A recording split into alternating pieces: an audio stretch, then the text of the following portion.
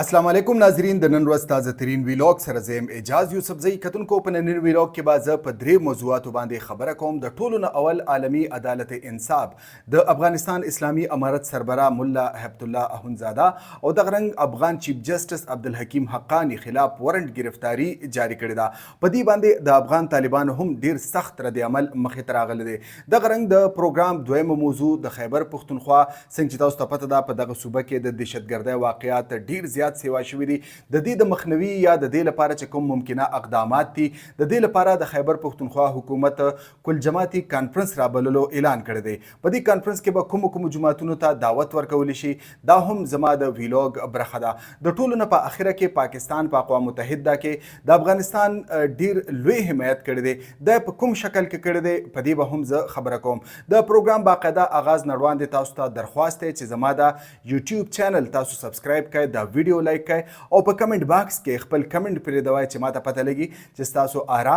او تجزیه صدا کتونکو د ویلاګ باقاعده آغاز وکوم عالمی عدالت انصاف یعنی آی سی سی د افغانستان اسلامی امارت سربراه مولا هبت الله اخونزاده او د غرنګ دغه خیواد چیف جسټس عبدالحکیم حقانی خلاف وارنټ گرفتاری جاری کړی ده دا گرفتاری یعنی وارنټ گرفتاری په دې جواز باندې جاری کړی ده چې ګنې په افغانستان کې د بشري حقوقو پامالي کیږي خصوصا د زنانو حقوقونه چې کوم دي پامال کیږي په دې بنیاد باندې یعنی په دې جواز باندې عالمی عدالت انصاف د مولا هبت الله اخونزاده او د غرنګ چیف جسټس افغانستان خلاف وارنټ گرفتاری جاری کړی ده په دې باندې د افغان طالبانو ډیر سخت رد عمل مخې ته راغلی دی خپل رد عمل کې افغان حکومت ویلی دی چې نه عالمی عدالت انصاف منو او نه فیصلې منو د افغانستان اسلامی امارت دغه محکمې سیګنیچر نه دی یعنی دې ته دستخط نه دی کړی یعنی په غړو هیوادونو کې دا نه دی شامل لہذا د دې محکمې فیصلې چې کوم دی په افغانستان د دې باوند نه دی چې دغه فیصلې ومني په دې بیان کې یعنی د افغان حکومت لخوا په دې بیان کې دا هم ویل شوی دی چې عدالت انصاف سره د بشري حقوقو دومره غم وي نو په غزا کې اسرائیل د ظلم بازار ګرم کړی دی او الته چې کوم دی د خلکو قتل عام روان دی جنوساید روان دی دې طرف ته د پاملرنه وکړي نو یقینا د افغان حکومت دا یو ډیر زیات سخت رد عمل مخې ته راغلی دی کتونکو د پروګرام دویم موضوع زما سره په خیبر پښتونخوا کې څنګه چې تاسو ته پته ده د ترهګرۍ واقعیات ډیر زیات سیوا شوي دي هم د دې لپاره خیبر پښتونخوا حکومت دوه ګامونه پورته کړي دي د وزیر اعلی په مشرۍ کې همترین اجلاس شوی دی په دې اجلاس کې دا فیصله شوې ده چې یو وفد به متاثره ضلعو ته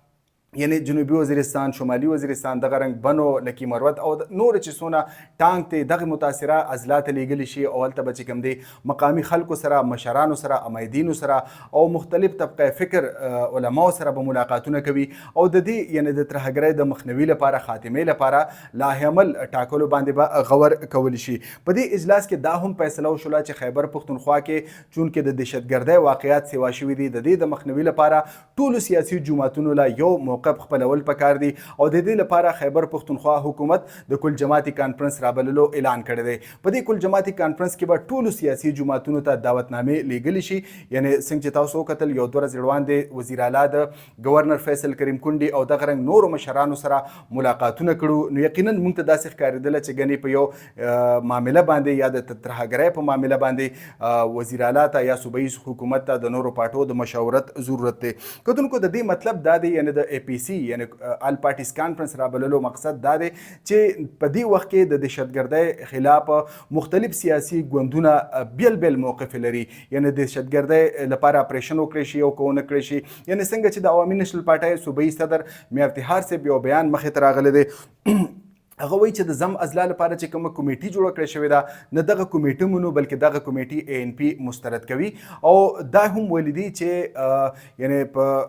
کوم ځای کې چې متاثره خلک دي دوی د ولسي پاسون په ذریعه یعنی قبایلي ولس د ولسي پاسون په ذریعه په خپلو سیمو کې د ترهګرۍ خلاف د اپریشن نه د ډډه کولو هغوی چې کوم دی موقف خپل کړی دی یعنی دغه خلک د قبایلي سیمې خلک چې کوم دی د میا افتخار حسین صاحب مطلب دا دی چې دوی په خپلو سیمو کې مزید اپریشن نه غواړي غواړي. یعنی که خیبر پښتونخوا حکومت کل جماعتي کانفرنس رابللي نو او که په هغې کې NP ته دعوت ورکوي نو د NP موقف چې کوم دی هغه د مخکې نه واضحه شوی دی. نو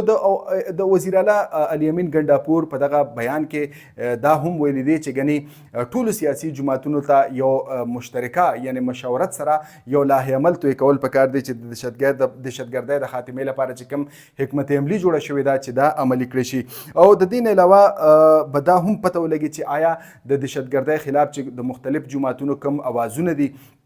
دا جماعتونه په کوم ځای کې ولاړ دي یعنی دوی څومره کولی شي چې یعنی د صوبایي حکومت سره یا د دهشتګردۍ لپاره چې کوم د سکیورټي یعنی وفاقي حکومت چې کوم اقدامات دي د دې لپاره دوی کوم حده پورې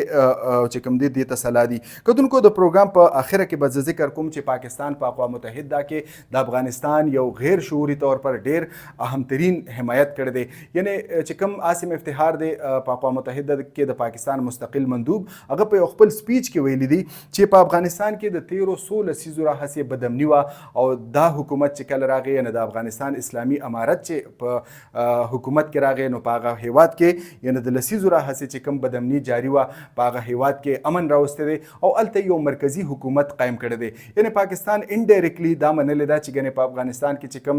حکومت دی هغوی څه ناڅه اقدامات هم یعنی د 16 لسیزو راهیسې دغه هیواد د بدامنۍ ښکارو د دې لپاره اقدامات هم پورته کړي دي. کتونکو په اقوام متحده کې هم یو سل 14 ملکونو چې کوم دی د افغانستان په حق کې بیان ورکړی دی ویلي دي چې د افغانستان اسلامي امارت یو حقیقت دی او د دې سره وسلل پکار دی. امریکا یو شمېر نور هیوادونه اگر چې د دې تجویز خلاف دي خو بیا هم 114 ملکونو د افغانستان د اسلامي امارت په حق کې دغه بیان ورکړی دی. د دې نه علاوه عاصم افتخار دا هم ویلي دي چې په افغانستان کې داسې سیمې موجود دي چېرته چې د افغان طالبانو رټ نشته یا رټ کمزور دی هم په دغه سیمو کې داعش دی یا بلوچ علیحدګي پسند دی یا TTP دی دا په دغه سیمو کې پټ دي او د دې خلاف چې کوم دی څه کاروي کېدل پکار دي. کتونکو هم دا د نننۍ ورځ اهم ترین ویلوګ راتلونکي ویلوګ پورې اجازه یوسفزۍ ته اجازت ورکړئ. د الله پامان.